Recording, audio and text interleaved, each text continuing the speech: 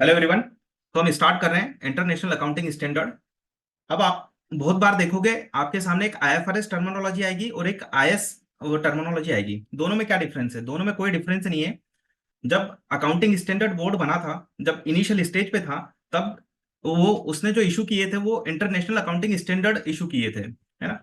उसके बाद धीरे धीरे जब उसमें अपडेशन होते गया तो अपडेशन के बाद उसका नाम कर दिया IFRS, international financial reporting standards. तो जब आप पढ़ते हो ना कि आईएस और आईएफआरएस, तो उसमें कोई डिफरेंस नहीं है, बस टर्मिनोलॉजी चेंज हो गई। पहले इसको बोलते थे आईएस और अब इसको बोलते हैं आईएफआरएस। तो आपको क्या पढ़ना है? आपको दोनों पढ़ना है। दोनों इन द सेंस, जो पहले स्टैंडर्ड इशू कर दिए गए हैं उसके लिए तो आपको आईएस ही पढ़ना है और आईएस ही टर्मिनोलॉजी यूज करना है। आप उसके लिए आईएफआरएस टर्म यूज नहीं करेंगे, है ना। जिस स्टैंडर्ड के सामने लिखा हुआ है आईएफआरएस, केवल उसी के साथ में आपको आईएफआरएस ऐड करना है। अदरवाइज क्या होगा, आपके मार्क्स कट सकते हैं। तो आईएस टू इन्वेंट्रीज हमें गाइड करेगा कि आप इन्वेंट्री का वैल्यूएशन कैसे करोगे। इन्वेंट्री क्या होती है ना, जो आप पढ़ते थे 11th 12th में, बीकॉम लेवल पे। इन्वेंट्रीज मतलब कि आपका क्लोजिंग स्टॉक, है ना। तो क्लोजिंग स्टॉक का वैल्यूएशन आप कैसे करोगे? तो ये तो हम 11th और 12th से करते हुए आ रहे हैं वैल्यूएशन। तो यहाँ पर इन्होंने क्या बताया एक्स्ट्रा ऐसा?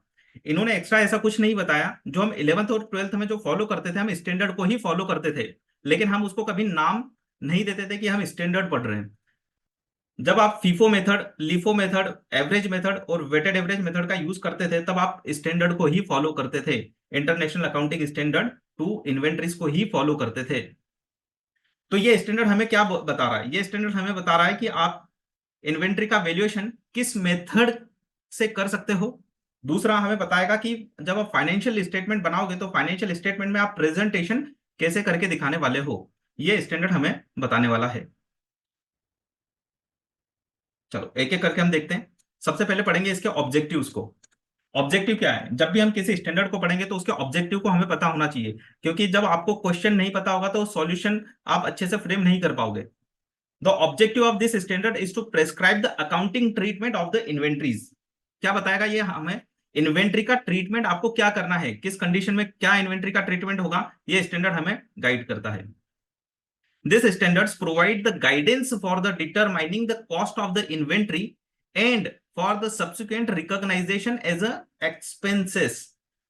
क्या बोलना चाह रहा है ये स्टैंडर्ड हमें गाइड करेगा क्या डिटरमाइन करने में? कॉस्ट डिटरमाइन करने में हमें ये हेल्प करेगा। दूसरी चीज, आपकी जो इन्वेंट्री होती है वो होती है असेट्स। आप उसे कब एज ए एक्सपेंसेस रिकॉग्नाइज करेंगे, ये भी स्टैंडर्ड हमें गाइड करेगा। Including any write down to the net realisable value. ये स्टैंडर्ड ही हमें गाइड करता है कि आप जब बैलेंस शीट में इन्वेंट्रीज लिखते हो तो वो किस वैल्यू पर लिखोगे, कब उसको नेट रिलाइजेबल वैल्यू पर लिखना है और कब उसको कॉस्ट पर लिखना है। It provide the guidance on the formula that are used to assign the cost to inventories. आप इन्वेंट्री पर कौन कौन सी कॉस्ट असाइन करोगे, यानी कि इन्वेंट्री की कॉस्ट में आपको क्या क्या इंक्लूड करना है, हमें ये स्टैंडर्ड गाइडलाइन प्रोवाइड करेगा। The fundamental accounting assumption of the accrual requires cost to be matched with the associated revenues. In order to achieve this, cost incurred for the goods which remains unsold at the year end must be carried forward in the statement of the financial position and match against the future revenue। देखो इस line ने बहुत बड़ा impact डाला है हमारे balance sheet पे। मैं आपको समझाता हूं।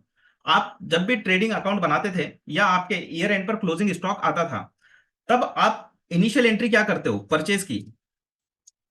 थोड़ा सा साइज बढ़ा देता हूं मैं।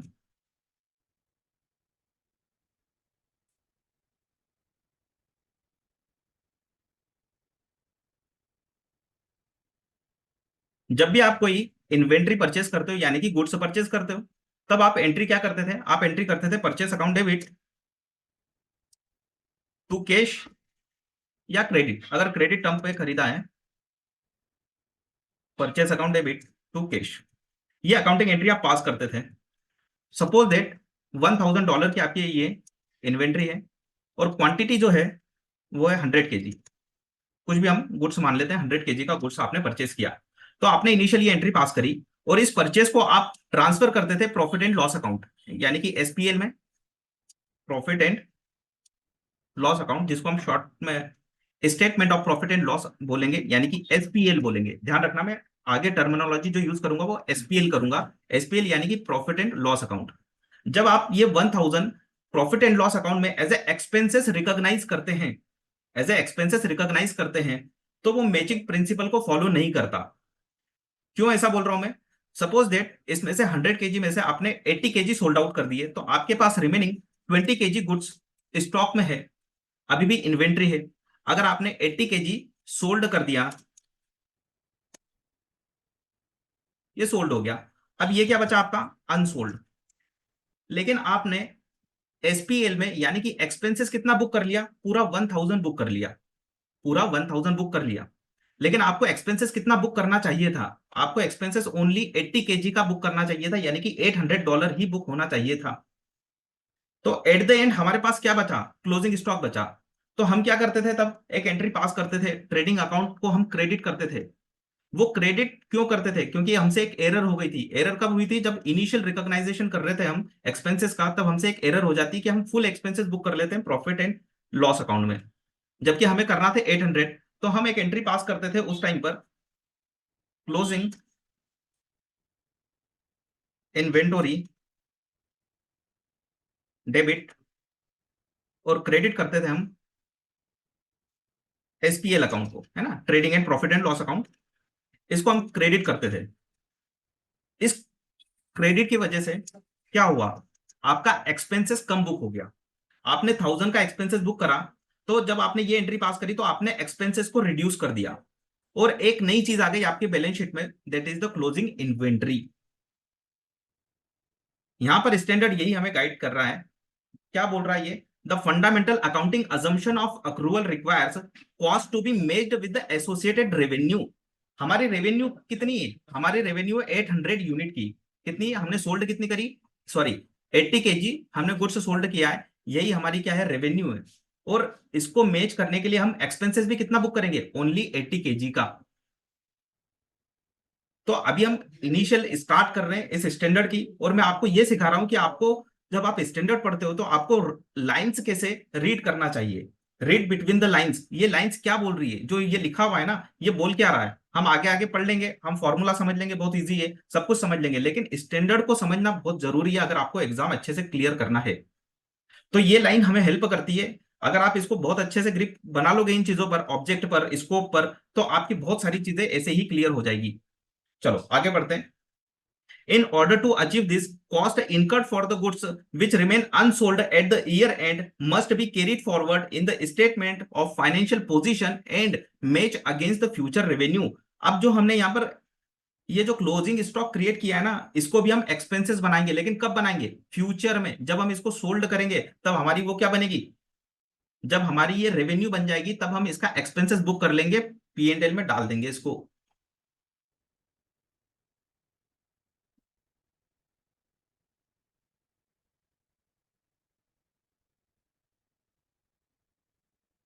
चलो,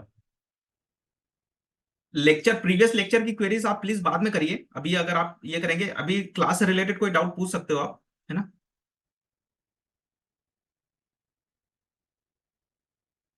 चलिए, स्कोप की अगर हम बात करें, ये स्टैंडर्ड हमें किन चीजों का वैल्यूएशन करने में, मेजरमेंट करने, रिकॉग्नाइजेशन करने में हेल्प करेगा? तो उसको बोलते हैं स्कोप। मतलब ये क्या क्या कवर करता है, कहाँ कहाँ हमें गाइडलाइंस प्रोवाइड कर रहा है ये स्टैंडर्ड, और किन चीजों के बारे में ये बात ही नहीं करेगा, मतलब उसको एक्सक्लूड कर देता है। तो क्या होती है टर्मिनोलॉजी? अब पढ़ते हैं।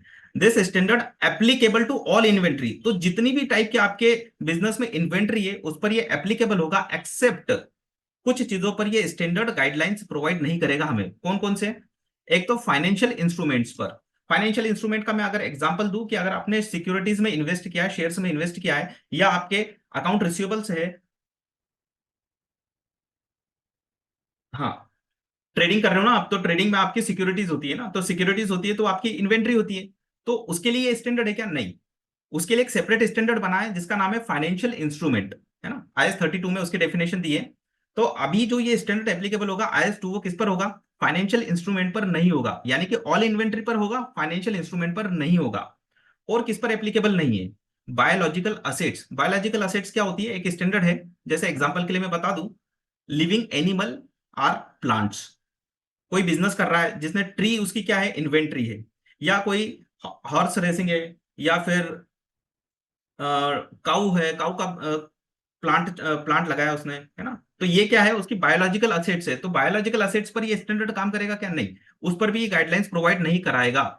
तो अगर हम बात करें क्या क्या कवर नहीं करेगा एज टू, ये आपको एग्जाम में पूछा जाता है ना, तो फोकस बनाए रखना इस पे। एक तो फाइनेंशियल इंस्ट्रूमेंट पर एप्लीकेबल नहीं है, दूसरा बायोलॉजिकल असेट्स पर कवर नहीं होगा ये, तीसरा आपका एग्रीकल्चर प्रोड्यूस, एग्रीकल्चर प्रोड्यूस पर भी एप्लीकेबल नहीं होगा। अब कौन से वाले एग्रीकल्चर प्रोड्यूस, उस पर भी हम थोड़ा डिस्कस कर लेते हैं।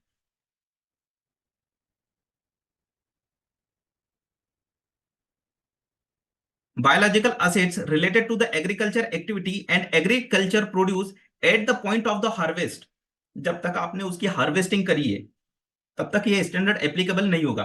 अब अगर ये स्टैंडर्ड एप्लीकेबल नहीं होगा तो उस पर कौन सा होगा, उस पर IS 41 एप्लीकेबल होगा, दैट इज द एग्रीकल्चर। आप आगे जाके एक स्टैंडर्ड पढ़ने वाले हो, IS 41 एग्रीकल्चर। तो जब हार्वेस्टिंग के पॉइंट तक जितना भी आपका इन्वेंट्री होगा, उसका जो वैल्यूएशन होगा, उसका क्लासिफिकेशन, उसका रिकॉग्नाइजेशन, उसका presentation in the balance sheet, वो कौन बताएगा? IS 41। तो हमने अभी इसको पढ़ा है, ये फर्स्ट स्टैंडर्ड है, इसलिए मैं बहुत ज्यादा डिटेल में जा रहा हूँ, बहुत छोटी छोटी चीजें कवर कर रहा हूँ। आपकी एक बार प्रैक्टिस में आ जाएगी तो हम अगले स्टैंडर्ड में फिर हम इसको ओवरव्यू करेंगे सिर्फ, है ना। तो मैं आपको समझा रहा हूँ कि स्कोप का मतलब होता क्या है। तो स्कोप में ये चीजें कवर होगी, ऑल इन्वेंट्री कवर है except financial instrument, biological assets, और तीसरा आपका agriculture produce up to the harvesting point. यहां तक अगर कोई एग्रीकल्चर प्रोड्यूस है तो वो कवर नहीं होगा। हार्वेस्ट करने के बाद वो आपकी एक नॉर्मल इन्वेंट्री बन जाती है और उस पर IS 2 एप्लीकेबल हो जाता है। ये हम IS 41 में भी पढ़ेंगे और मैं आपको यहां पर भी रिकॉल करवा रहा हूं। चलिए, अभी तो बहुत जनरल चीजें चल रही हैं। अब आते हैं इन्वेंट्री। इन्वेंट्रीज होती क्या है ना। इन्वेंट्री की अगर डेफिनेशन आपसे पूछे एग्जाम में, है ना, इन्वेंट्री के बारे में बताइए, तो इन्वेंट्रीज होती क्या है? Inventories are the assets. अब हर चीज को हम इन्वेंट्री बोल सकते हैं क्या? नहीं। तो हमें एक क्रक्स पता होना चाहिए कि उसकी डेफिनेशन पता होना चाहिए कि इन्वेंट्रीज होती क्या है। Inventories held for cell in the ordinary course of business. जो आप ऑर्डिनरी कोर्स ऑफ बिजनेस में क्या कर रहे हो, हेल्ड करा हुआ है आपने। क्यों हेल्ड किया है? For the sale. जैसे आपका फिनिश गुड्स। अब मैं आपसे एक एग्जांपल एक क्वेश्चन पूछूंगा, ठीक है, आपको बताना है। पहले हम डेफिनेशन पढ़ लेते तीनों, है ना। एक तो आपका फिनिश गुड्स, ठीक है, दूसरा आपका work in progress in the process of the production of such sale, यानी कि वर्क इन प्रोग्रेस, और तीसरा होता है एक रॉ मटेरियल। एक फर्नीचर का बिजनेस है हमारा, फर्नीचर का बिजनेस है और हमारे पास कंप्यूटर्स भी है। अब ये जो फर्नीचर है हमारा, ये तो हमारा क्या है, ये हमारा इन्वेंट्री, ये हमारा फिनिश गुड्स है, ठीक। अब जो कंप्यूटर है, कंप्यूटर क्या हमारी असेट्स है? हाँ, कंप्यूटर भी हमारी असेट्स है। अब मैं थोड़ा सा मॉडिफाइड करता हूं, वापिस से समझना। अब हमारा बिजनेस सर्विस बिजनेस है, सपोज दैट हमारा बिजनेस टीचिंग का बिजनेस है, ठीक है। वहां पे जो फर्नीचर है, अब वो हमारी असेट्स नहीं है, सॉरी इन्वेंट्री नहीं है। अभी हम कैसे क्लासिफाई कर पा रहे हैं कि कोई चीज हमारी इन्वेंट्री है या नहीं? तो आपको क्या पढ़ना पड़ेगा, inventory are the assets held for sale. इस लाइन को पकड़ लो, आपके बहुत सारे डाउट क्लियर हो जाएंगे। Held for cell in the ordinary course of business. अब मैं आपसे एक क्वेश्चन पूछूंगा, आप सबको रिप्लाई करना है चैट बॉक्स में, ठीक। मेरे पास एक कंप्यूटर था, मेरा बिजनेस है फर्नीचर का, ठीक है। मेरे पास कंप्यूटर है, कंप्यूटर को मैं सेल करना चाहता हूं, बहुत पुराना हो चुका है, ओल्ड हो चुका है, और अब मैं उसको सेल करना चाह रहा हूं, यानी कि वो हेल्ड फॉर सेल है। अब अभी सेल एक्चुअल में हुआ नहीं है, बस मैंने उसको अब रिटायर करना है। अब रिटायर करना है तो मैंने उसको रख दिया हेल्ड फॉर सेल। तो क्या इसको इन्वेंट्री में क्लासिफाई करेंगे या नहीं करेंगे? चलिए, तो नो नो आंसर आ रहे हैं। डेफिनेशन से ही आप जवाब दे पाओगे? नो, इट्स योर पर्सनल, नहीं पर्सनली देखो, एक लाइन है, ये इस लाइन को आपको याद रखना पड़ेगी। क्या लाइन है? उसका रीजन भी तो पता होना चाहिए ना कि क्यों नो बोल रहे हैं हम।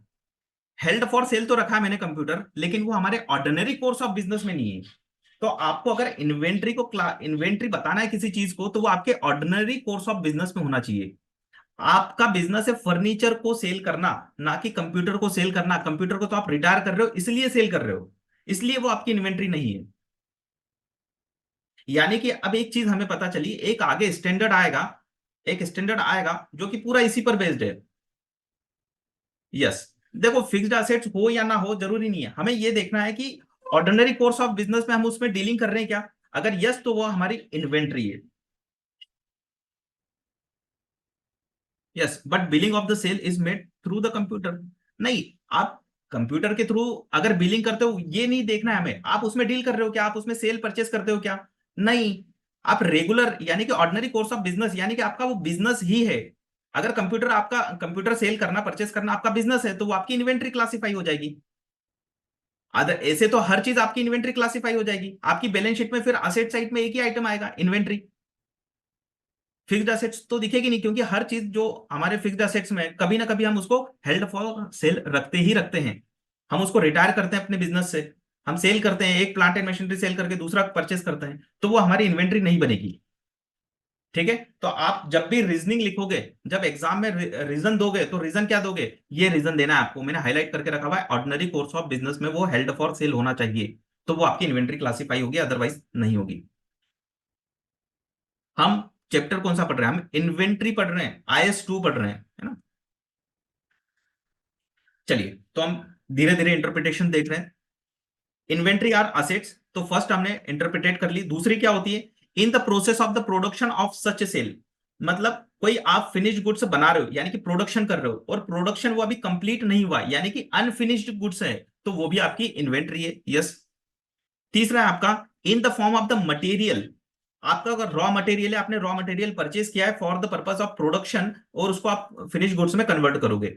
अब एक और चीज होती है, supplies to be consumed in the production process or in the rendering of service.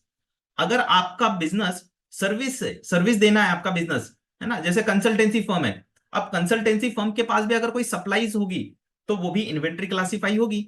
अब एग्जांपल देता हूं मैं, आपका सेलून का एग्जांपल ले लो, तो सेलून में सर्विसेज दी जाती है ना, हेयर सैलून, तो हेयर कट करने की वहां पर सर्विस प्रोवाइड की जाती है। लेकिन वहां पर आप अगर देखोगे, तो वहां पर बहुत सारी सप्लाईज भी यूज की जाती है।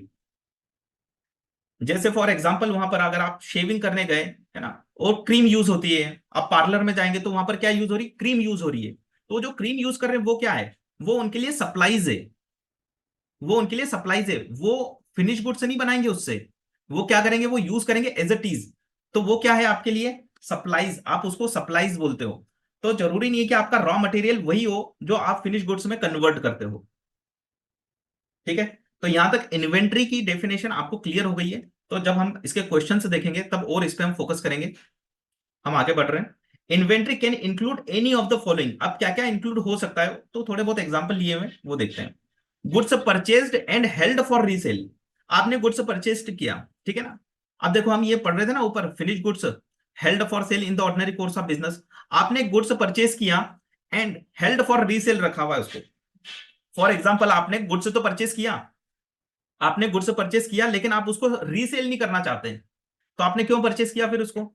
आपके बिजनेस में यूज करने के लिए। अगर आप उसको बिजनेस में यूज करोगे, तो फिर वो क्या इन्वेंट्री है क्या? नहीं। जब तक आप उसको रीसेल के लिए नहीं रखोगे, तब तक आप उसको इन्वेंट्री नहीं बोल सकते।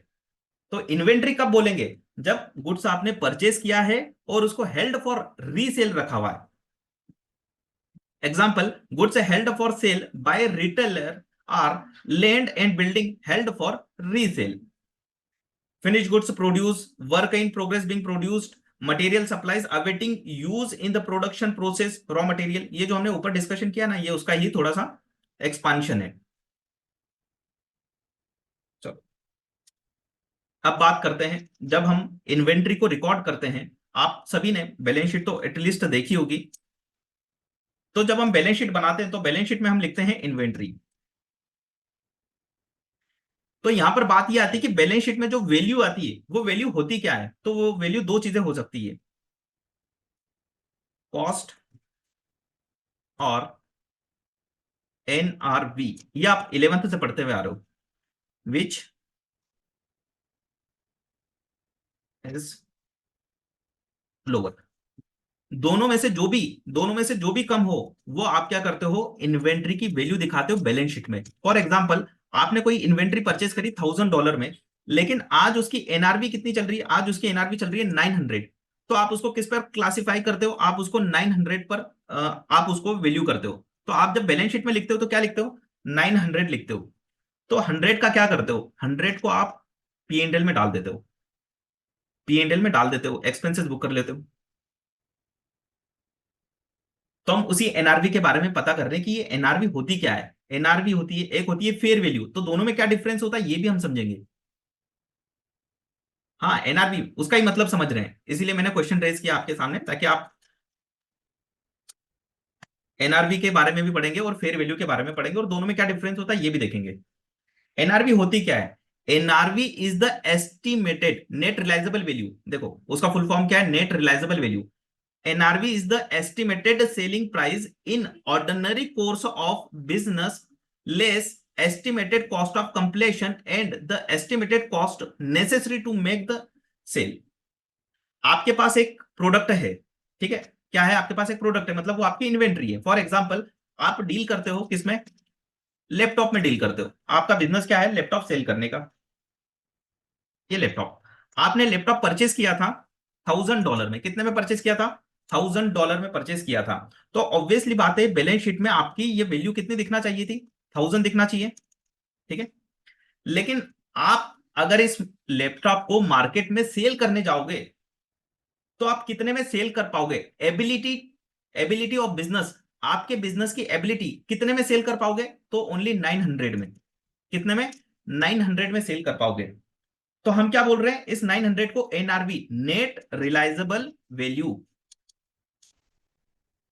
Net realisable value. अब इसमें एक और बात करी थी हमने एक्सपेंसेस की। आप जब सेल करने जाओगे तो कुछ एक्सपेंसेस हो सकते हैं, सेलिंग एक्सपेंसेस। हाँ, अगर एग्जांपल के लिए हम ये ले लें कि इस 900 में से $50 हमें एज ए एक्सपेंसेस करना पड़ेगा, तो अल्टीमेटली इस 900 में से हमें कितना रियलाइज होगा, नेट कितना रियलाइज होगा, 50 हम माइनस कर देंगे तो हमारे पास कितना बचेगा, 850। तो अगर आपका कोई सेलिंग एक्सपेंसेस है तो सेलिंग एक्सपेंसेस माइनस करने के बाद जो भी आपके पास रियलाइज हो रहा है उसको हम बोलते हैं नेट रियलाइजेबल वैल्यू। यानी कि आप सोचो कि आप अपनी बुक्स में इन्वेंट्री कितनी अमाउंट पर दिखाना चाहिए, 1000 पर दिखाना चाहिए या 850 पर दिखाना चाहिए। आप खरीद के लेके आए थे, आपने परचेज किया था $1000 में लैपटॉप, लेकिन आप उसको रीसेल कितने में कर पाओगे, रीसेल आपने 900 में किया, लेकिन 50 उसमें से एक्सपेंसेस माइनस करने के बाद आपके पास कितना आ रहा है, ओनली 850 आप रियलाइज कर पाओगे उस लैपटॉप से। तो ये तो ट्रू है कि उसकी कॉस्ट कितनी है, $1000 उसकी कॉस्ट है, लेकिन आप अपनी बैलेंस शीट में कितना दिखाओगे, 850 दिखाओगे। ये तो आप सब पढ़ लेते हो, लेकिन ये कर क्यों रहे हम क्यों दिखा रहे हैं 850 पर। हम जब 1000 का परचेस करके लाए तो 1000 पे दिखाना चाहिए, हम 850 पर क्यों दिखा रहे हैं। ऐसा हमें स्टैंडर्ड गाइड कर रहा है। अब स्टैंडर्ड क्यों गाइड कर रहा है पता है आपको, आप एग्जाम्पल के लिए समझो, ये बिजनेस, ये जो बैलेंस शीट है, ये बिजनेस बैलेंस शीट है एबीसी लिमिटेड की, एबीसी लिमिटेड की बैलेंस शीट है, ठीक है। आप इस एबीसी लिमिटेड को परचेस करने जा रहे हो, आप इस एबीसी लिमिटेड को परचेस करने जा रहे हो, तो बताओ जरा कितना अमाउंट इसको पे करोगे। इसकी बैलेंस शीट में एक ही चीज है, सपोज दैट एक इन्वेंट्री है ना, अभी हम हाइपोथेटिकल एग्जांपल ले रहे हैं। इस इन्वेंट्री के लिए आप कितना पेमेंट करोगे, इस इन्वेंट्री के लिए आप 1000 पेमेंट करोगे या 850 पेमेंट करोगे। क्यों 1000 करोगे, आप इसको 1000 में सेल कर पाओगे क्या। आप जब इस बिजनेस को परचेस कर लोगे, जब इस बिजनेस को परचेस कर लोगे तो ये इन्वेंट्री आपके पास आ जाएगी, और इस इन्वेंट्री से आप कितना रियलाइज कर पाओगे, ओनली 850। तो आप 150 एक्स्ट्रा क्यों दोगे, तो 1000 तो नहीं हो सकता, 1000 तो नहीं हो सकता ना, कितना होगा, 850। इसलिए हम क्या बोलते हैं, जब भी हमारी बैलेंस शीट बनती है ना तो हम बोलते हैं कि ट्रू एंड फेयर व्यू दिखाना चाहिए। ये बात ट्रू है कि लैपटॉप 1000 का है, हमें कॉस्ट कितनी पड़ी है 1000, लेकिन उसका फेयर प्रेजेंटेशन कब बोलेंगे, फेयर प्रेजेंटेशन तब बोलेंगे जब हम इस इन्वेंट्री को 850 पर बैलेंस शीट में दिखाएंगे, ताकि जो भी ताकि जो भी इन्वेस्टर है वो ये समझ जाए कि इस इन्वेंट्री की वैल्यू कितनी है, ओनली 850 है। इसलिए जो हमारे फाइनेंशियल फाइनेंशियल स्टेटमेंट होते हैं वो ट्रू एंड फेयर व्यू देने वाले होना चाहिए। हम ऑडिट में पढ़ते हैं ये सारी चीजें, आपके फाइनेंशियल स्टेटमेंट क्या होना चाहिए, true and fair view present करना चाहिए। तो ये तो बात हम कोई यहां पर हाइड नहीं कर रहे हैं, मतलब जब हम थाउजेंड थाउजेंड पर दिखाते हैं तो हम एक चीज हाइड नहीं कर रहे हैं, मतलब क्या कर रहे हैं हम अनफेयर व्यू दे रहे हैं। अनफेयर व्यू दे रहे हैं अगर हम 1000 पर लिख देंगे इन्वेंट्री को, तो हमें तो फेयर व्यू देना है, तो फेयर व्यू कब आएगा, जब वो 850 पर होगी। इसीलिए आपने एक और चीज करी थी 11th में, जब आप बेड डेट्स रिकॉर्ड करते हो, है ना, जब आपके डेटर्स क्या हो जाते हैं, सपोज दैट आपके डेटर्स कितने हैं, 500 के हैं, और उसमें से कुछ बेड हो जाते हैं, तो आप क्या करके दिखाते थे बैलेंस शीट में, सपोज दैट आपके $40 के क्या हो गए, बेड डेट्स हो गए। तो 460 आप दिखाते थे बैलेंस शीट में, क्यों दिखाते थे, ताकि जो यूजर है फाइनेंशियल स्टेटमेंट को जो पढ़ते हैं, जो रीड करते हैं, उनको ये समझ में आए कि इस डेटर से नेट रियलाइज कितना होगा, ओनली $460 रियलाइज होगा। तो अगर आपको इन्वेस्ट करना है ऐसी कंपनी में, तो किसको देखकर इन्वेस्ट करना चाहिए? 500 को देखकर करोगे या 460 को करोगे? 460 को करोगे। 40 की गारंटी नहीं है। हाँ, 40 की गारंटी नहीं है, वो तो लॉस ही हो गया ना, लॉस्ट हो गया वो तो। बेड डेट्स का मतलब क्या हो गया? Last date. वो तो देगा ही नहीं, उसने मना कर दिया। यस, ऑब्वियसली बात है, हम 460 पे करेंगे, है ना। तो 460, अगर हम इस बिजनेस को परचेस करने जाएंगे तो हम 460 पे करेंगे। तो इन्वेंट्री में भी तो यही हो रहा है, इन्वेंट्री आपकी रियलाइज ही नहीं होगी 1000 पर। तो हम अननेसेसरी क्यों उसको 1000 पर ओवर वैल्यूड करके दिखाए अपनी एसेट्स पर? एक प्रिंसिपल है, हमने 11th में पढ़ा था, है ना। क्या प्रिंसिपल है? हम अपने असेट्स को ओवर वैल्यूड करके नहीं दिखाएंगे और ना ही अंडर वैल्यूड करके दिखाएंगे। मतलब फेयर वैल्यू पर वो दिखना चाहिए हमारी असेट्स। हरेंद्र जी प्लीज इस पे राइट मत करो।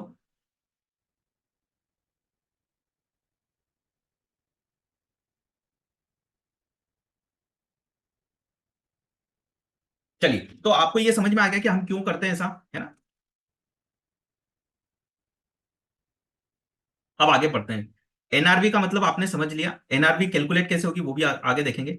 NRV is the estimated selling price in the ordinary course of business less estimated cost of completion. इस लाइन का मतलब मैं आपको समझाता हूं एग्जांपल के साथ में, 2 मिनट रुक जाइए। And estimated cost necessary to make the sales. ठीक है। फॉर एग्जाम्पल के लिए ये हमारा लैपटॉप था, इसी एग्जाम्पल को हम आगे बढ़ाते हैं। अगर हम इसको सेल कर पाएंगे, टू बी सेल, वर्ड क्या लिख रहा हूं मैं, टू बी सेल, अभी सेल नहीं किया हमने, हम इसको सेल करने वाले हैं किसमें? 900 में सेल कर पाएंगे, हमारी कैपेसिटी, हमारे बिजनेस की कैपेसिटी 900 में सेल करेंगे। लेकिन कुछ एक्सपेंसेस भी होंगे, लेस एक्सपेंसेस, ये सेल करने के लिए हमें कुछ एक्सपेंसेस होंगे, फॉर एग्जाम्पल के लिए $50। ठीक है। तो 850 क्या है हमारे लिए? एनआरवी है। एक एनआरवी ये होती है, एक और एनआरवी, इसको हम और एग्जाम्पल को आगे बढ़ाते हैं। एक एनआरवी और हो सकती है, वो क्या हो सकता है? देखो, ये जो हम 900 ले रहे हैं ना, ये कंप्लीट लैपटॉप की है। हम क्या करते हैं, लैपटॉप मैन्युफैक्चरिंग भी करते हैं, है ना, या हम लैपटॉप में कुछ एसेसरीज एड ऑन करते हैं, तब जाके वो क्या होगी, वो 900 की सेल होगी। अभी जो हमारे पास लैपटॉप है ना, वो आउटडेटेड हो चुका है। अब इसमें हम एग्जांपल के लिए ले लेते हैं, इसमें वाईफाई नहीं है, तो वाईफाई की डोंगल हम अलग से लगा रहे हैं, या ब्लूटूथ, ब्लूटूथ की डोंगल हम अलग से इसमें सेट करके दे रहे हैं। तो हमें इसको कंप्लीट करने में, लैपटॉप को कंप्लीट करने में कुछ और एडिशनल एक्सपेंसेस करना होंगे। तो एडिशनल एक्सपेंसेस कितना आएगा? फॉर एग्जांपल के लिए एडिशनल एक्सपेंसेस हम ले लेते हैं $20। कितना ले लेते हैं? $20 ले लेते हैं। तो अगर देखा जाए तो हमें नेट रियलाइजेबल कितना होगा? 850 नहीं होगा, हमें 20 और एक्सपेंसेस करना पड़ेंगे। तो वो 20 एक्सपेंसेस जो करना पड़ेंगे, उसके बाद हमें कितना नेट रियलाइज होगा? 830। तो हम क्या बोलेंगे, 900 में हम सेल कर पाएंगे, लेकिन उसके लिए हमें 50 तो सेलिंग एक्सपेंसेस करना पड़ेंगे, और $20 के हमें और एडिशनल एक्सपेंसेस करना पड़ेंगे इस लैपटॉप को कंप्लीट बनाने के लिए। तो अल्टीमेटली देखा जाए तो हमारे पॉकेट में $830 ही आना है। तो इसको हम कैसे पढ़ेंगे और कैसे लिखेंगे एग्जाम में? टर्मिनोलॉजी समझो, है ना। एग्जाम्पल के थ्रू मैंने आपको वो तो समझा दिया कि ये होता क्या है, लेकिन एग्जाम में हमें टर्मिनोलॉजी लिखना होती है। तो क्या लिखोगे आप? एनआरवी क्या है? NRV is the estimated selling price in the ordinary course of business less the estimated cost of completion. ये जो अभी हमने $20 ली ना, गुड्स को कंप्लीट होने में अभी $20 और लगेंगे। And the estimated cost necessary to make the sales. तो जो आप सेलिंग करने के लिए जो एक्सपेंसेस करोगे, वो आपके कितने हुए? $50। और $20 क्या हुए? उस गुड्स को कंप्लीट होने में, अभी कंप्लीट नहीं है, क्योंकि आप देखो ये जो 900 है ना, हमने कंप्लीट गुड्स की प्राइस ली है। क्या लिए? कंप्लीट गुड्स की प्राइस ली है, ना कि अनकंप्लीट गुड्स की। चलो एग्जांपल के थ्रू समझते हैं इसको और। नीचे एक एग्जांपल है, फेयर वैल्यू समझा देता हूं, दोनों को एक साथ समझा दूंगा। अब फेयर वैल्यू क्या होता है? Is NRV same as the NBV net? नहीं नहीं, नेट बुक वैल्यू अलग है। देखो आपकी बुक में क्या वैल्यू आ रही है, आप बुक में तो कुछ भी रख सकते हैं वैल्यूएशन करके। हम आगे वैल्यूएशन प्रिंसिपल पढ़ेंगे, वैल्यूएशन वैल्यूएशन का फॉर्मूला पढ़ेंगे। आप अपनी बुक्स में क्या लिख रहे हो, या आपके हाथ में है। लेकिन आप कितना रियलाइज कर पाओगे, उसको बोलते हैं हम नेट रियलाइजेबल वैल्यू, है ना। तो net book value different thing है, उसको मिक्स मत कर देना। मार्केट का रेट नहीं, अभी उसको मार्केट का रेट नहीं बोल सकते। मैं फेयर वैल्यू पढ़ाता हूं, फिर आपको समझाता हूं दोनों में क्या डिफरेंस है। Fair value is the price that would be received to sell and assets are paid to transfer a liability in ordinary transactions between the market participants at the measurement date. तो आप जो market rate बोल रहे हो ना, market rate, उसको बोलते हैं फेयर वैल्यू। मतलब अगर मान के चलो कि आप कंप्यूटर के मार्केट में गए, है ना, लैपटॉप के मार्केट में गए, और लैपटॉप है मान के चलो आपका एचपी का, तो आप एचपी की 4 से 5 दुकान पे गए, तो वहां पे आपने देखा उन शॉप पर कि लैपटॉप जो है वो आपका एवरेज 40,000 50,000 का मिल रहा है। ठीक है, सभी सभी शॉप पर मिल रहा है। तो ये क्या होती है, ये उसकी फेयर वैल्यू होती है, यानी कि उसका मार्केट में क्या वैल्यूएशन चल रहा है, मार्केट प्राइस क्या चल रही है, तो हम उसको बोलते हैं फेयर वैल्यू। मतलब उस पर आपका कोई कंट्रोल नहीं है। तो fair value is the price that would be received to sell an assets between the market participants at the measurement date. तो जिस डेट पर आप सेल करने जा रहे हो, है ना, तो मार्केट में कितने में परचेस करेंगे लोग, उसको बोलते हैं फेयर वैल्यू। आप कितने में सेल कर पा रहे हो, उसको बोलते हैं नेट रिलायजेबल वैल्यू। यहाँ पे बहुत थीन लाइन डिफरेंस है दोनों में। नेट रिलायजेबल वैल्यू बताती है आपकी कैपेबिलिटी क्या है, आप कितने में सेल कर पाओगे, लेकिन मार्केट में उसको खरीदने वाला भी तो होना चाहिए ना, तो उसको बोलते हैं फेयर वैल्यू। एक एग्जांपल सेट किया है मैंने नीचे, आप उसको पढ़ो, उसके बाद हम इसको डिस्कस करते हैं। An entity hold inventory of 10,000 unit and it could sell the same in the market at the rate of $10 each। Market में कितने में सेल करने की बात चल रही है, $10 ईच पे। The entity has an order in the hand to sell the inventory at the $11 each. आप मार्केट में जाओगे ना, नॉर्मल मार्केट में, तो नॉर्मल मार्केट में $10 ईच में ये इन्वेंट्री सोल्ड हो सकती है आपकी। आपकी कैपेबिलिटी है।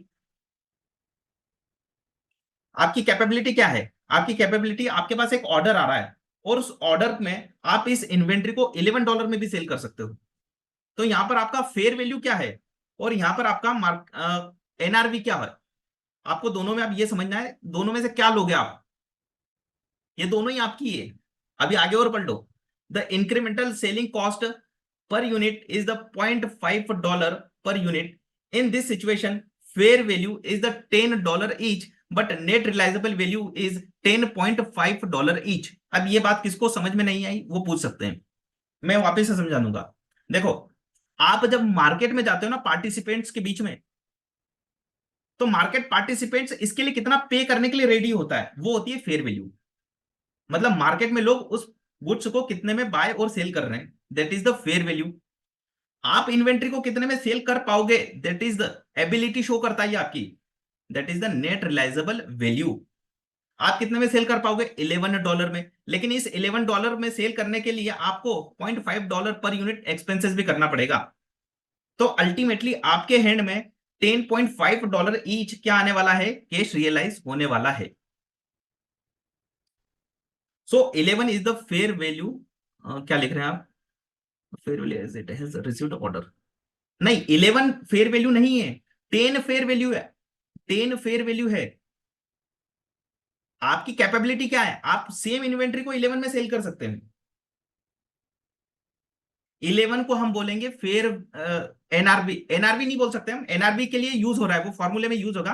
अगर सपोज दैट यहाँ पर $0.50 0.50 पर यूनिट यहाँ पर अगर एक्सपेंसेस ना होता, तो हम 11 को नेट रिलायजेबल वैल्यू बोलते हैं, है ना। तो हम 11 को क्या टर्म दे सकते हैं, वैसे स्टैंडर्ड ने नहीं दिया, लेकिन हम दे सकते हैं, उसको बोल सकते हैं हम रिलायजेबल वैल्यू। तो नेट रिलायजेबल वैल्यू कब आएगी, जब उसमें से सेलिंग एक्सपेंसेस माइनस कर दोगे, या कोई ऐसा एक्सपेंसेस कर रहे हो जो उसको कंप्लीट बनाने में जरूरी है ना, इन्वेंट्री को सेलेबल कंडीशन में लाने के लिए जो एक्सपेंसेस करोगे, कंप्लीट गुड्स बनाने के लिए जो एक्सपेंसेस करोगे, वो भी माइनस करना होता है, वो हमने ऊपर फॉर्मूले में पढ़ा अभी। Due to the busy schedule missing the session, कोई बात नहीं, रिकॉर्डेड लेक्चर देख लेना। हाँ, जिसने भी सेशन मिस किया है या लेट ज्वाइन किया वो रिकॉर्डेड देख सकते हैं ना, अभी तो पढ़ लो इसके आगे। चलो, ये एग्जांपल में किसी को डाउट हो तो, difference between the net realisable value और फेयर वैल्यू मैंने यहाँ पे और प्रेस्क्राइब्ड किया हुआ है। मार्केट वैल्यू एनआरबी नहीं है, हाँ market value can be, yes. Recorded lecture upload last week, मेरी तो आज फर्स्ट क्लास है आपके साथ में, तो ये तो अपलोड हो जाएगी। ये आपको शेयर कर देंगे आपके काउंसलर, है ना। यूट्यूब का लिंक आपको मिल जाएगा।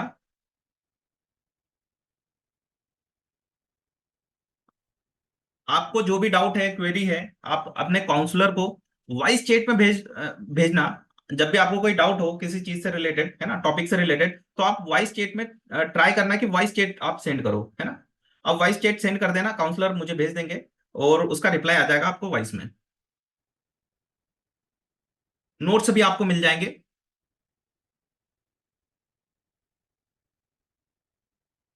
नहीं, फेयर वैल्यू को नेट नहीं करना है, ध्यान रखना, fair value is the fair value, है ना। उसमें से एक्सपेंसेस माइनस नहीं करना है। हाँ, आप काउंसलर के थ्रू कर सकते हो। यस स्मिता।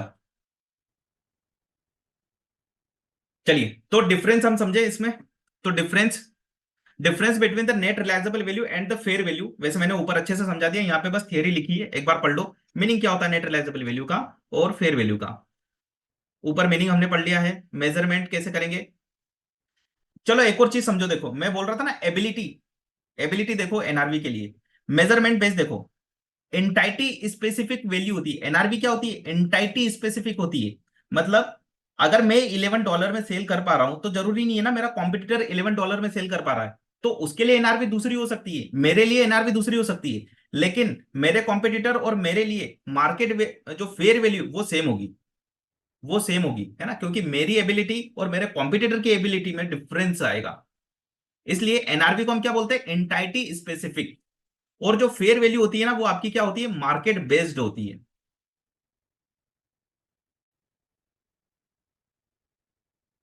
चलो एक बार चेट बॉक्स में लिख दो, अगर किसी को डाउट वाले लिखना, है ना, कि अगर किसी को डाउट है, या क्लियर वाले भी लिख दो, क्लियर।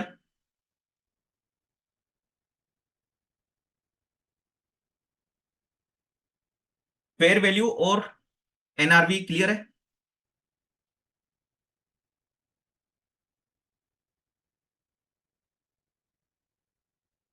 नोट्स आपको मिल जाएंगे एलएमएस में, मैं सेंड कर दूंगा।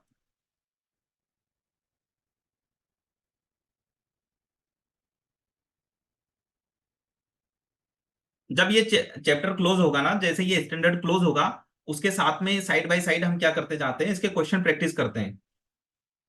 एलएमएस ऑनलाइन पोर्टल है एकेपीआई का, वहां पर अपलोड हो जाएंगे सारे लेक्चर्स, आपको इसका क्या मिल जाएगा, एक्सेस मिल जाएगा, अपने काउंसलर से बात कर लेना। ये जो लेक्चर है ना यूट्यूब पे अपलोड होगा। ये लेक्चर जो है वो प्राइवेट रहता है ना, तो प्राइवेट रहता है तो मैं लिंक शेयर कर दूंगा। लिंक शेयर हो जाती है आपकी एलएमएस में, और वहां से आप उसको वॉच कर सकते हो। चलिए आगे बढ़े हम। क्लियर हो गया सबको। Okay. Measurement of the inventory. अब मेजरमेंट ऑफ इन्वेंट्री की बात करें ना, तो मेजरमेंट का मतलब होता क्या है, हम मेजर कर रहे हैं ना चीजों को कि उसकी वैल्यू कितनी है। यहां हम टर्म की बात कर रहे हैं, मतलब वैल्यू की बात कर रहे हैं। तो वैल्यू टर्म में हम उसको क्या बोलते हैं, मेजरमेंट करना। Inventory shall be measured at lower of the cost and NRV. तो जब हम बैलेंस शीट में लिखते हैं ना, तो बैलेंस शीट में हमें क्या चाहिए, एनआरवी या कॉस्ट चाहिए, दोनों में से जो भी लोअर हो। तो अभी हमने क्या सीखा, हमने एनआरवी सीखी कि एनआरवी कैसे कैलकुलेट करना है। तो बहुत सिंपल है। क्या सिंपल है, आपको क्या पता करना है, आपकी एनआरवी मतलब आप कितने में सेल कर पाओगे, आप 900 में सेल कर पाओगे, ठीक है। अगर कोई एक्सपेंसेस होने वाला है, क्या, हाँ एक्सपेंसेस होगा 50 का, तो फिर आपकी एनआरवी क्या बन जाएगी, 850 बन जाएगी। लेकिन आपके सामने एक और कंडीशन एग्जाम में रख दी कि अभी ये जो 900 के लिए आप जो मतलब जिस गुड्स के लिए आप एनआरवी ले रहे हो 900, अभी वो कंप्लीट नहीं हुआ है। तो कंप्लीट नहीं हुआ है यानी कि अनफिनिश्ड है वो। अनफिनिश्ड है, उसको कंप्लीट होने में अभी $20 का और एक्सपेंसेस करना पड़ेगा। तो अगर आप आज इस कंडीशन में सेल करने जाओगे तो आपको 830 ही रियलाइज होंगे। आप आज अनफिनिश्ड गुड्स को सेल करने जाओगे तो 830 ही रियलाइज होंगे। आपको 850 तो कंप्लीट गुड्स के मिलने वाले हैं। तो आपको अगर दोनों चीजें दे दी एग्जाम में, तो आप क्या बोलोगे, एनआरबी, फाइनल एनआरबी क्या होगी, अगर दोनों चीजें दे दी तो एनआरबी आपकी यहां पर आ जाएगी। अगर एडिशनल एक्सपेंसेस नहीं दिए तो फिर एनआरबी क्या होगी, 850। अगर आपके एक्सपेंसेस भी नहीं है कुछ, तो फिर आपकी एनआरबी क्या बन जाएगी, 900 बन जाएगी। नहीं, आपको फोरकास्ट नहीं करना है, ये तो सब एग्जाम में देंगे, है ना। हाँ, ये हर बैलेंस शीट डेट पर होता है ना, ये बैलेंस शीट डेट पर करते हैं।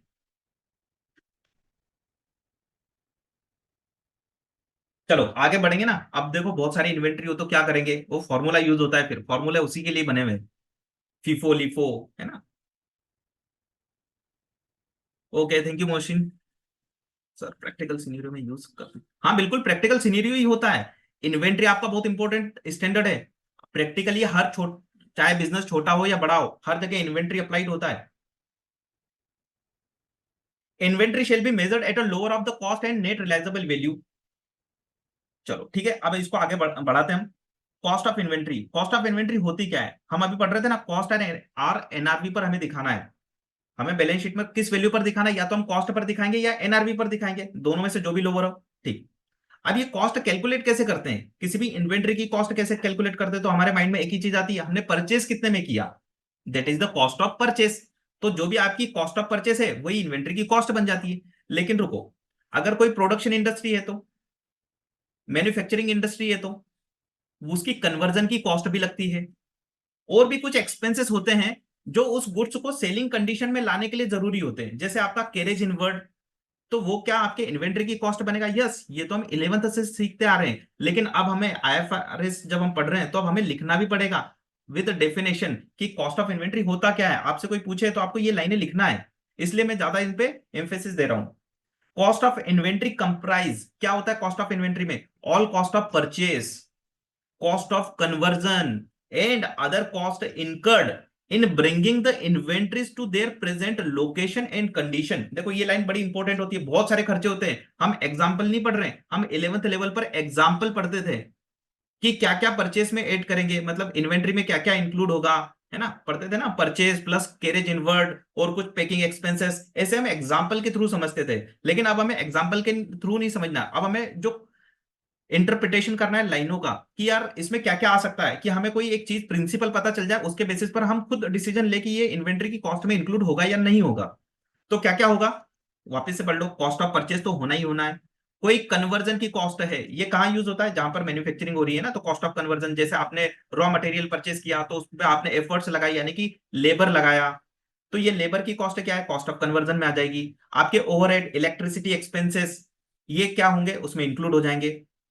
इसके अलावा भी और भी कुछ कॉस्ट होती है, उसको हम क्या बोलते हैं, अदर कॉस्ट बोलते हैं। Other cost incurred in bringing the inventories to their present location and condition. Inventory को प्रेजेंट लोकेशन और कंडीशन लाने तक जो भी एक्सपेंसेस हो रहे हैं वो सारे इन्वेंट्री में इंक्लूड करना है। जैसे फॉर एग्जांपल आपने एक्स फैक्ट्री गुड्स परचेज किया, है ना, आपने सप्लायर के यहां पर परचेज किया गुड्स, तो सप्लायर के यहां पर आपने परचेज किया तो वो पड़ा आपको $1000 का। आपने कुछ इंश्योरेंस करवाया, आपने कुछ कैरेज इनवर्ड पे किया, या आपके आउट ऑफ पॉकेट कॉस्ट है, या आपने ही पे किया, ये सप्लायर ने पेड नहीं किया, या आपको ही पे करना था, तो ये आपकी क्या बन जाएगी, कॉस्ट बन जाएगी। तो कैरेज इनवर्ड, इंश्योरेंस, फ्रेट, है ना, लोडिंग अनलोडिंग एक्सपेंसेस, तो हम क्या करते हैं, ये ऐड कर देते हैं, फॉर एग्जांपल के लिए 20। तो ये जो टोटल है $1020, ये क्या है, आपका कॉस्ट ऑफ इन्वेंट्री है। तो ये जो लाइन है ना, सी सी पॉइंट, ये बहुत इंपॉर्टेंट होता है, और ये एग्जाम में जरूर लिखना चाहिए। एग्जाम्पल ना लिखकर हमें क्या लिखना चाहिए, ये लाइन लिखना चाहिए, other cost incurred in bringing the inventory to their present location and condition. मतलब कहां तक के एक्सपेंसेस ऐड करें, हमारे यहां पर इन्वेंट्री बन गई क्या, वो हम उसको प्रेजेंट लोकेशन और कंडीशन में लाने तक, मतलब कि सेलेबल कंडीशन में लाने तक जो भी एक्सपेंसेस करेंगे उस पर, वो सारे इंक्लूड होंगे।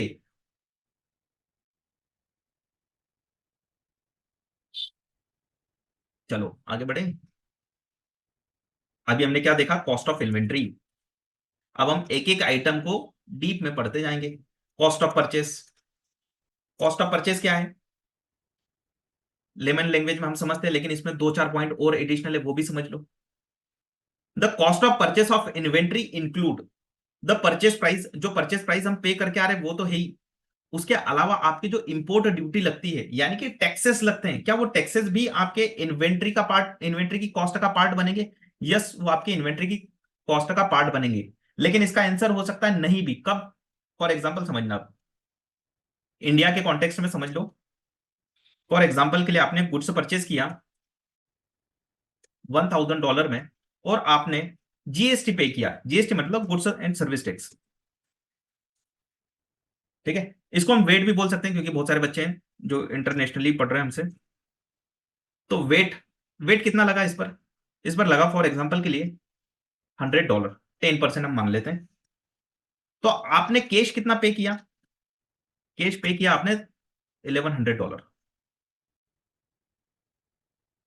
ठीक। अब क्वेश्चन ये है, जब आप इसकी अकाउंटिंग एंट्री करोगे अपनी बुक्स में, तो किस वैल्यू पर रिकॉर्ड करोगे, 1100 पर करोगे या 1000 पर करोगे? ध्यान से समझना, बहुत चीज छोटी सी है लेकिन बहुत इंपॉर्टेंट है। अगर ये $100 आपके लिए रिफंडेबल है, क्या है आपके लिए रिफंडेबल है, ध्यान से समझना, हर चीज रिफंडेबल नहीं होती है ना। अगर ये टैक्स, हमें एग्जाम में क्या लिखना है, हम तो इंटरनेशनल अकाउंटिंग स्टैंडर्ड पढ़ रहे हैं, तो हर कंट्री के लॉ अलग अलग है। तो जीएसटी किसी कंट्री में हो सकता है ना कि वो रिसीवेबल ना हो, यानी कि रिफंडेबल ना हो, वेट रिफंडेबल ना हो, या कोई भी टैक्स हो वो रिफंडेबल ना हो, तो फिर उस केस में क्या करें, तो हमें वहां पे लिख के आना पड़ेगा। अगर ये रिफंडेबल है, अगर ये रिफंडेबल है तो कॉस्ट में ऐड नहीं होगा, क्योंकि हमारी आउट ऑफ पॉकेट कॉस्ट कितनी बनेगी फिर, अगर मान के चलो 100 का रिफंड मिल गया, हमने अभी तो 1100 पे किए, लेकिन 100 अगर हमें रिफंड वापस से मिल जाए तो हमारी आउट ऑफ पॉकेट कॉस्ट क्या बनने वाली है, ओनली $1000 बनेगी। तो फिर उस केस में हम इन्वेंट्री को कितने पर रिकॉर्ड करेंगे, 1000 पर रिकॉर्ड करेंगे, इफ रिफंडेबल।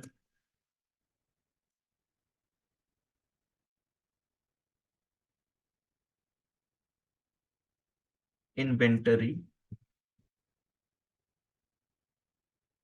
वैल्यू, इस वैल्यू पर हम रिकॉर्ड कर लेंगे अपनी बुक्स में। लेकिन अगर रिफंडेबल ना हो तो उस केस में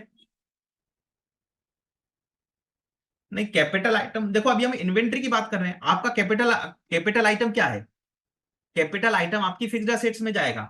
हम कौन सा स्टैंडर्ड पढ़ रहे हैं अभी, IS 2 इन्वेंट्रीज। इन्वेंट्रीज आपकी कैपिटल आइटम होता है क्या, नहीं, है ना, क्योंकि आप उसमें डील कर रहे हो, आप उसको हेल्ड कर रहे हो फॉर द रीसेल, है ना।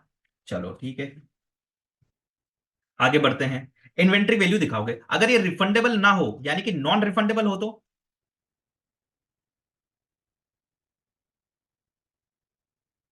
मैं यहां पर लिख देता हूं, अगर ये रिफंडेबल है तो 1000 वैल्यू, अगर ये नॉन रिफंडेबल है तो फिर आप किस पर रिकॉर्ड करोगे, if not refundable,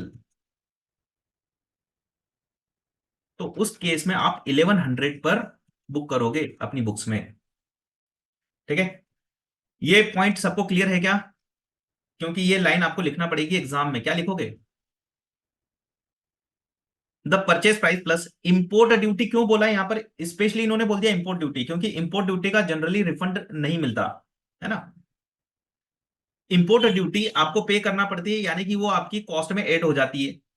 and other taxes, तो हम सिंपल ऐसा नहीं बोलेंगे, हम तो ये बोलेंगे purchase price plus non refundable taxes. क्या बोलेंगे हम, purchase price plus non refundable taxes. अगर रिफंडेबल है तो बात ही खत्म हो जाती है, वो तो ऐड ही नहीं होना है कॉस्ट ऑफ परचेस में। चले आगे बढ़ते हैं। मैंने लिखा भी है, देखो यहाँ प्रेस्क्राइब्ड भी किया है, क्या बोला है मैंने, import duty and other taxes other than those subsequently recoverable by the entity from the taxing authority. अगर हमें टैक्सिंग अथॉरिटी से वापस रिफंड मिलने वाला है तो हम उसको एड ही नहीं करेंगे, क्योंकि हमारे पॉकेट से तो गया ही नहीं ना। चलो पॉइंट नंबर सी पर आते हैं, और क्या ऐड कर सकते हैं हम कॉस्ट ऑफ इन्वेंट्री में, transport, handling charges, loading unloading etcetera, other cost to bring the inventory to present condition and location. ठीक, any trade discount, rebate and other similar item are deducted in the determining the cost of the purchase of the inventory। देखो trade discount होता है और एक cash discount होता है, बहुत थीन line difference है, ये भी समझ लो यहीं पर। आपको डिस्काउंट मिला, क्या इस डिस्काउंट को इन्वेंट्री की कॉस्ट से रिड्यूस करना है या नहीं करना है, ये कब डिसाइड करोगे, समझ लो। आपने परचेज किया कोई गुड्स, आप शॉप पर गए, आपको $1000 में कोई आइटम मिल रहा है, ठीक, तो $1000 पर आप रिकॉर्ड करोगे। लेकिन वही शॉपकीपर ने आपसे बोला कि अगर आप इमीडिएट अभी परचेस करते हो हमसे, है ना, आप एस्टिमेशन लेके आए कि कितने में ये गुड्स आएगा, तो आप, शॉपकीपर ने आपको बोला कि $1000 में ये हम सेल कर रहे हैं, लेकिन आप आज अगर इसको परचेस करोगे तो हम आपको 5% का डिस्काउंट देंगे। तो वो जो डिस्काउंट दिया जाता है ना, वो इमीडिएट दिया जाता है, known at the time of sale, वो पता होता है, और उसको हम क्या करते हैं,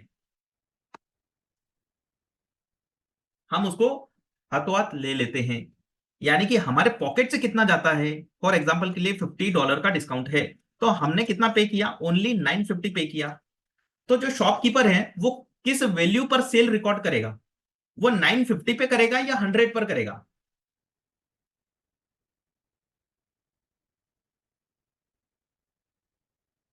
950, 950, यस। क्योंकि नेट रिलायजेबल वैल्यू क्या है उसके लिए, उसको तो $950 ही मिलना है।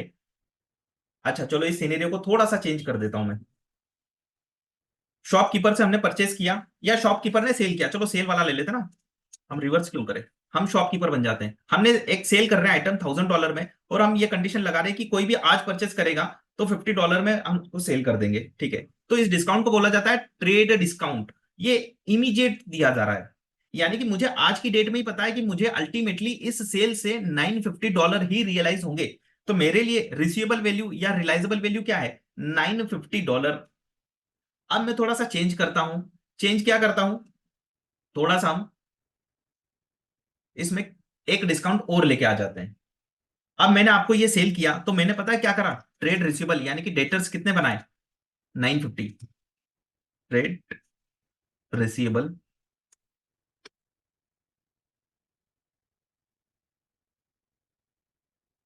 ट्रेड रिसीवेबल मैंने अपनी बुक में रिकॉर्ड किया $950 का, ठीक। अब मैंने आपको ये बोला कि अगर आप मुझे 3 डेज के अंदर पेमेंट कर दोगे, कितने दिन के अंदर? 3 डेज के अंदर पेमेंट करोगे, तो मैं आपसे ओनली $920 लूंगा। कितना? $920 लूंगा। तो मैंने क्या करा आपको, मैंने आपको $30 का एक और डिस्काउंट दे दिया।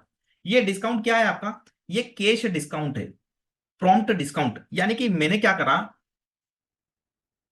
एक डिस्काउंट दिया ताकि मेरे पास क्या आ जाए, जल्दी से जल्दी पेमेंट आ जाए, प्रॉम्प्ट पेमेंट आ जाए मेरे पास।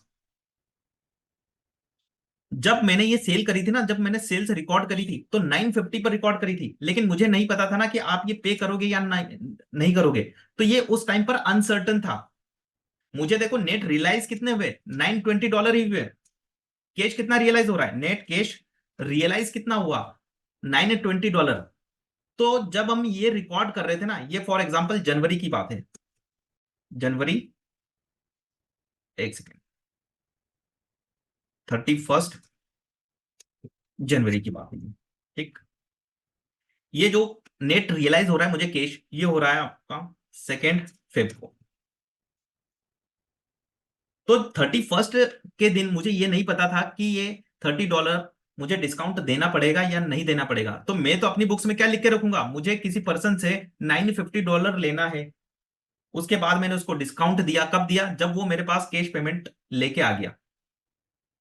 तो ध्यान रखना कि कौन सा वैल्यू आपकी इन्वेंट्री की कॉस्ट बनेगा और कौन सा नहीं बनेगा। अब आपको परचेसर के पॉइंट ऑफ व्यू से सोचना है।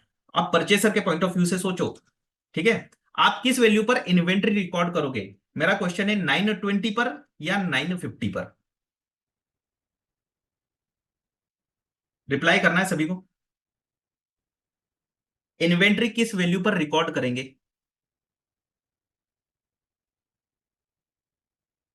एक आंसर सिर्फ रॉन्ग आ रहा है, बाकी सभी 920 क्यों दे रहे हैं? 950, यस।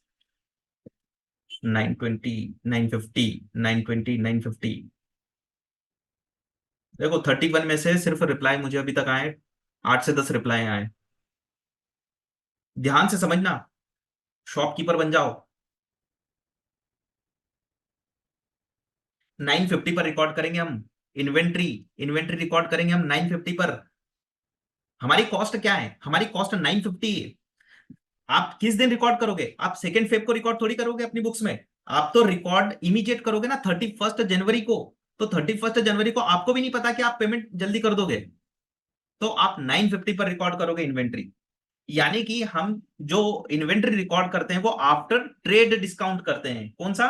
ट्रेड डिस्काउंट के बाद वाली हम जो वैल्यू आती है उसको रिकॉर्ड करते हैं। कैश डिस्काउंट के बाद जो वैल्यू आती है उसको रिकॉर्ड नहीं करना है। ऑब्वियसली बात है, हमें पता ही नहीं है ना उस टाइम पर। तो ये जो $30 है, ये जो $30 का जो डिस्काउंट आपको मिलेगा वो आपकी इनकम आएगी। क्या आएगी? इनकम बुक हो जाएगी, प्रॉफिट एंड लॉस अकाउंट के क्रेडिट साइड में चली जाएगी। ठीक है, क्लियर है? तो जिसके 950 आंसर थे वो एकदम परफेक्ट थे। जो 920 थे और कुछ लोगों ने उसको चेंज भी कर दिया था, बहुत बढ़िया बात है। सेल में एक्सपेंसेस हो जाएगी, यस, है ना। तो आई थिंक सबको क्लियर हो गया ये point. Sale then allowed then expenses, yes. Okay, चलो आगे बढ़ते हैं।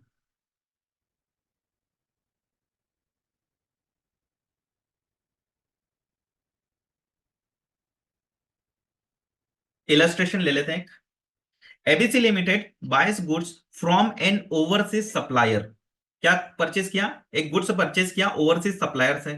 It has recently taken delivery of 1000 units of the component X. The quoted price of the component X was 1200 per unit, but ABC limited has negotiated a trade discount of $5 due to the size of the order. हमने क्या करा? हमने component purchase किया, ठीक है ना। हम कौन बन गए अभी? एबीसी लिमिटेड बन गए। ABC limited buys goods from an overseas supplier. It has recently taken delivery of 1000 units of component X. The quoted price of the component X was $1200 per unit था, ठीक है ना। तो हम यहां पर लिख लेते हैं एक्सेल में, हमने कितने में परचेज किया? हमने परचेज किया $1200 में, ठीक। हमारी डील हुई थी इस प्राइस पर, लेकिन नेगोशिएशन हुआ, क्वांटिटी डिस्काउंट हमको मिल गया क्योंकि हमने बहुत ज्यादा क्वांटिटी परचेज की है, 1000 क्वांटिटी। तो हमें नेगोशिएशन में एक डिस्काउंट मिला, वो 5%। अब बताओ ये इमीडिएट डिस्काउंट है या कैश डिस्काउंट है? ये इमीडिएट डिस्काउंट है। ये सेटलमेंट डिस्काउंट नहीं है। सेटलमेंट डिस्काउंट मतलब कैश डिस्काउंट होता है ना। तो हमें ये इमीडिएट मिल रहा है। तो हमसे, देखो जब भी कोई डाउट आए ना कैश डिस्काउंट और ट्रेड डिस्काउंट में, तो सेलर के पॉइंट ऑफ व्यू से सोचने लग जाओ। सेलर को कितना रिसीवेबल है अमाउंट, उसको ये पता है कि इसमें से 5% मुझे नहीं मिलेगा, बाकी मिल जाएगा। मतलब 1200 का 5% हम निकाल लेते हैं यहां पर। 1200 मल्टीप्लाइड बाई 5%, तो $60 तो सेलर को भी पता है कि उसे नहीं मिलेंगे। तो उसे अल्टीमेटली कितना मिलने वाला है, ये उसको सेल की डेट पर ही पता चल गया कि $1140 उसको मिल जाएंगे। चलो हाँ, हम पर यूनिट निकाल रहे हैं ना, तो जिसने भी आंसर टोटल में दिया वो भी सही है। हम पर यूनिट निकाल रहे हैं। The supplier offer an early settlement discount of 2% for the payment within a 30 days and ABC Limited intend to achieve this। देखो सेलर ने, सप्लायर ने हमें क्या ऑफर किया कि अगर आप विद इन 30 डेज अगर पेमेंट कर दोगे तो हम आपको 2% का डिस्काउंट देंगे, एडिशनल डिस्काउंट। ये 5% तो इमीडिएट दे दिया है, ठीक है। ये 2% आपको जल्दी पेमेंट करने पर मिलेगा विद इन 30 डेज, ठीक है। हम भी रेडी है, देखो हम भी इसके लिए क्या है, रेडी है। क्या बोल रही है? And ABC limited intends to achieve this, ठीक है। आगे पढ़ते हैं। Import duties of $60 per unit must be paid before the goods are released through the custom. हमें इंपोर्ट ड्यूटी पे करना पड़ेगी पर यूनिट $60 की। तो ये हमारी क्या है, कॉस्ट है। क्या है, रिफंडेबल है क्या? चलो पढ़ लेते हैं, आगे दिया है क्या कुछ ऐसा? जब नहीं दिया कुछ तो मान लेना कि ये नॉन रिफंडेबल है। Once the goods are released through the custom, ABC must pay a delivery cost of $5000 to have the component taken to its warehouse। नहीं तो क्वेश्चन साइलेंट है अबाउट द कस्टम ड्यूटी, और generally जो custom duty होती है वो non refundable होती है ना, इसलिए यहां पर क्वेश्चन में नहीं दिया। तो $60 हमारी क्या बन जाएगी, कॉस्ट बन जाएगी। $60 हमारी कॉस्ट बन जाएगी। अब ध्यान से समझना क्या समझाना चाह रहा हूं। क्या आप यहां पर कैश डिस्काउंट दोगे क्या? कस्टम ड्यूटी मतलब कैश डिस्काउंट यहां पर कंसिडर करोगे क्या? देखो ये तो आफ्टर ट्रेड डिस्काउंट में लिख देता हूं, ट्रेड डिस्काउंट। ये क्या थी, प्राइस थी आपकी। ट्रेड डिस्काउंट के बाद ये आपकी वैल्यू बनी, ठीक है ना। तो जो आप रिकॉर्ड करोगे तो ये आपकी हो जाएगी कॉस्ट ऑफ इन्वेंट्री। 1140 क्या हो जाएगी, इन्वेंट्री की कॉस्ट हो जाएगी। कस्टम ड्यूटी ऐड करना है क्या? यस, क्योंकि ये नॉन रिफंडेबल टैक्सेस है। 5000 भी ऐड करना है क्या? यस, 5000 फॉर 1000 आइटम, यानी कि एक आइटम के लिए $5। ये क्या है आपका, through must pay delivery charges, delivery cost $5। अब हम इसका सम कर लेते हैं।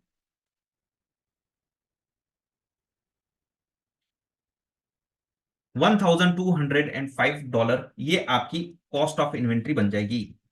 Cost of inventory. अब किसी को डाउट इसमें, ये कॉस्ट फाइंड आउट करने में किसी को डाउट कोई? हमने कैश डिस्काउंट नहीं लिया, क्यों नहीं लिया? वो सीधे जाएगा आपके पी एंड एल में। 5000 क्या है, 5000 कॉस्ट है, डिलीवरी चार्जेस। देखो प्रेजेंट कंडीशन और लोकेशन में लाने तक जो भी एक्सपेंसेस होते हैं वो हम क्या करते हैं, इंक्लूड करते हैं। अभी हमने जस्ट ऊपर पढ़ा, ये 5,000 डिलीवरी कॉस्ट है। हमने गुड्स ओवरसीज से मंगाया ना, तो ट्रांसपोर्टेशन कॉस्ट हमें पे करना पड़ी, तो ये कॉस्ट में ऐड होगी। ओके, क्लियर है सबको? कैश डिस्काउंट का जनरल एंट्री क्या होगा? जब आप कैश डिस्काउंट एक्सेस कर लोगे, यानी कि जब आप पेमेंट करोगे ना, तो कितना पेमेंट करोगे? आप कितना पेमेंट करोगे? आप ये पेमेंट करोगे, यानी कि आपके लिए, चलो मैं आपके परचेसर के पॉइंट ऑफ व्यू से बता देता हूं, ये आपकी क्या है, trade liability, trade payable. Entry भी बता देता हूं, ट्रेड, ये आपके बन गए ट्रेड पेबल। 1140 का ट्रेड पेबल बन गया, ठीक है। तो जब आप पेमेंट करने जाओगे ट्रेड पेबल को, तो क्या एंट्री करोगे वो भी समझ लो। एक स्टूडेंट का डाउट है, वो हम क्लियर कर रहे हैं कि एंट्री क्या होगी फिर कैश डिस्काउंट की, है ना। तो 1140 हमें पे करना है, ठीक है। हम कितना पे कर रहे हैं ओनली, अगर हम इस डिस्काउंट को एक्सेस कर रहे हैं, चलो, तो हम कितना पे करेंगे? 2% का डिस्काउंट है ना, कितना डिस्काउंट है? 2% का डिस्काउंट है। तो 2% का डिस्काउंट है तो वो माइनस कर देंगे और बाकी पेमेंट कर देंगे। तो 2% कितना आ रहा है? 1140 मल्टीप्लाइड बाय 2, तो ये आ रहा है 22.8। तो हम इसको राउंड राउंड ऑफ कर देते हैं, 23 का डिस्काउंट मान लेते हैं ना। तो 23 का डिस्काउंट या एग्जैक्ट वैल्यू ले लेते हैं, दिस माइनस दिस। तो हम उसको पेमेंट करेंगे, 1117.2 डॉलर का पेमेंट करेंगे, ये हमारे पॉकेट से चले जाएगा।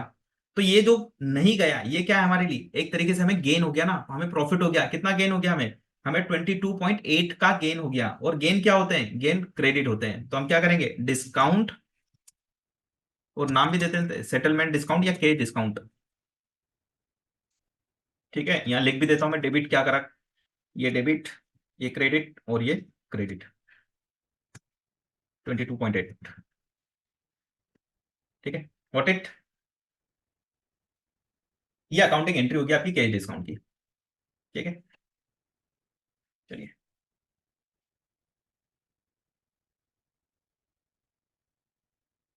नहीं नहीं, 6,205, 5,000 तो, देखो आप गलत इंटरप्रिटेट कर रहे हो। वापिस से पढ़ो क्या बोला है। ये हम डिलीवरी कॉस्ट पे कर रहे हैं ना, कितने के लिए कर रहे हैं? 1,000 आइटम के लिए कर रहे हैं। अब ये हम जो कैलकुलेशन कर रहे हैं, ये पर यूनिट कैलकुलेट कर रहे हैं। क्या कर रहे हैं? पर यूनिट कैलकुलेट कर रहे हैं।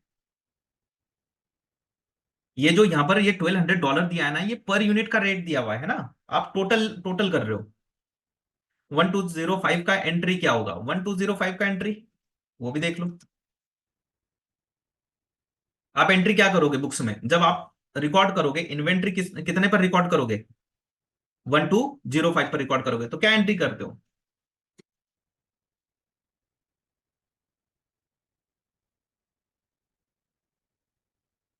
परचेस अकाउंट डेबिट 2, परचेस कितने पर रिकॉर्ड होगी आपकी? 1205 पर। अब ध्यान से समझना, ट्रेड 2 किसको देना है आपको? एक तो आपको देना है सप्लायर को। सप्लायर को कितने देना है आपको? आपको 1140 देना है, ठीक है। तो हम यहां पर क्या लिख देंगे, टू ट्रेड पेबल। और 60 किसको देना है? गवर्नमेंट को पे करना है ना। तो गवर्नमेंट की लाइबिलिटी बनाओगे, टू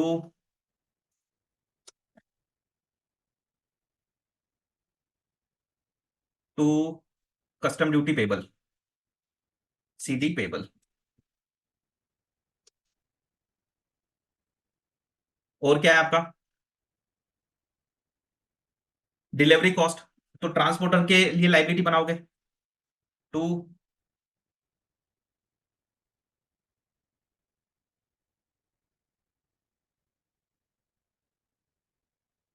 ट्रांसपोर्टर, जो भी आपका ट्रांसपोर्टर होगा, 5। तो 1205 ये आपकी अकाउंटिंग एंट्री होगी फाइनली, ठीक है। देबाशीष, आपने ये डाउट पूछा था कि इसकी अकाउंटिंग एंट्री क्या करेंगे, तो ये इस टाइप से अकाउंटिंग एंट्री होगी।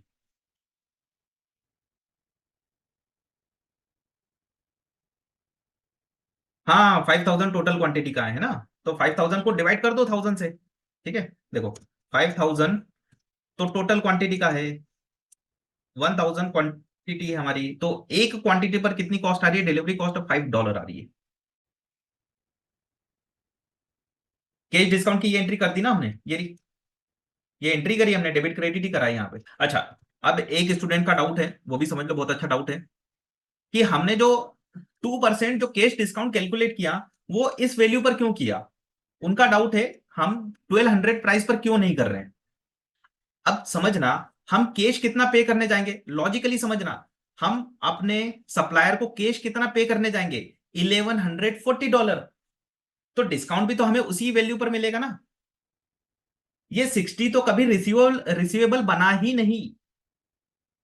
ये तो सप्लायर ने हमसे कभी मांगे ही नहीं थे $60। उसने तो हमसे क्या मांगा? उसने हमसे मांगा ओनली $1140 मांगे। तो डिस्काउंट भी तो उसी वैल्यू पर देगा। चलिए, तो हम यहां पर एंड कर रहे हैं क्लास।